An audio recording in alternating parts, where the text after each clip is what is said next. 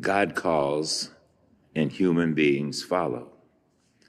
It's what we read in the apostles, especially Peter, James, and John, today's feast. They were fishermen and they were in their boat tending to their nets. And Jesus came and said to them, I will make you fishers of men. Come and follow me. And immediately it says, they left their nets and their father in the boat and they followed Jesus. Those three apostles had the privilege of being at the transfiguration when Jesus appeared to them on the mountain, all transfigured. They were the ones who were there for the raising of Jairus' daughter from the dead. John was the one who was at the foot of the cross with our Blessed Mother, and Jesus entrusted to him the care of his mother. John is always referred to as the apostle that Jesus loved. He was the youngest. He was the only one of the apostles that did not die from martyrdom.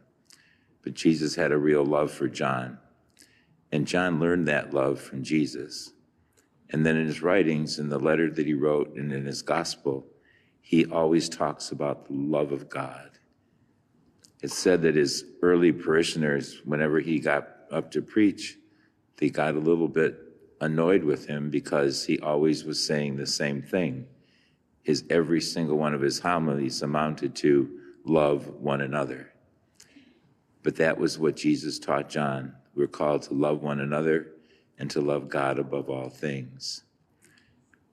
John and James were called the sons of thunder because they were the ones, I think that it was their mother, the mother of the two boys, they were the sons of Zebedee, that she went and asked Jesus to give them a place that is right and left in his kingdom.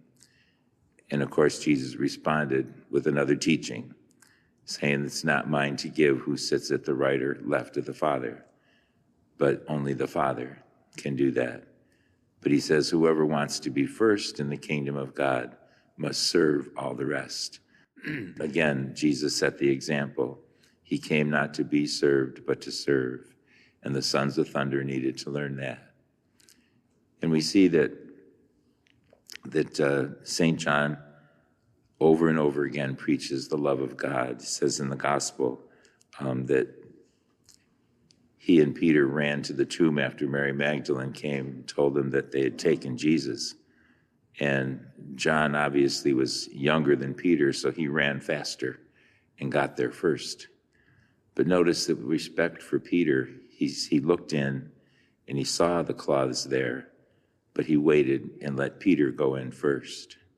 And then John went in and says he saw and he believed. And that's what he's saying to us in the first reading tonight, that what we have seen, what we have heard, what we have touched, the word of life, Jesus himself, we proclaim to you. And so the apostles were so filled with their personal relationship with Jesus that they just had to spread it to everyone that they met. And of course, when we look at the church throughout the world today, we see that their faith has persisted and the teachings of Christ persist. And so again, in this Christmas week, we celebrate Christmas every day.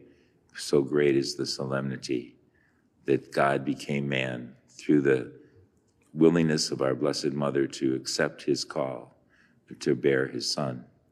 And so tonight we just give thanks to God and we ask him to help us do the same. The Lord calls you and me in our baptism. He calls us all to our vocation in life. He calls us all right now, wherever we are, to be a sign of his presence and love to others. And so let us in this Mass realize that, open our hearts to him again in this Eucharist, so that like St. John, we can love Jesus as he did. Let us stand and offer our prayers and petitions.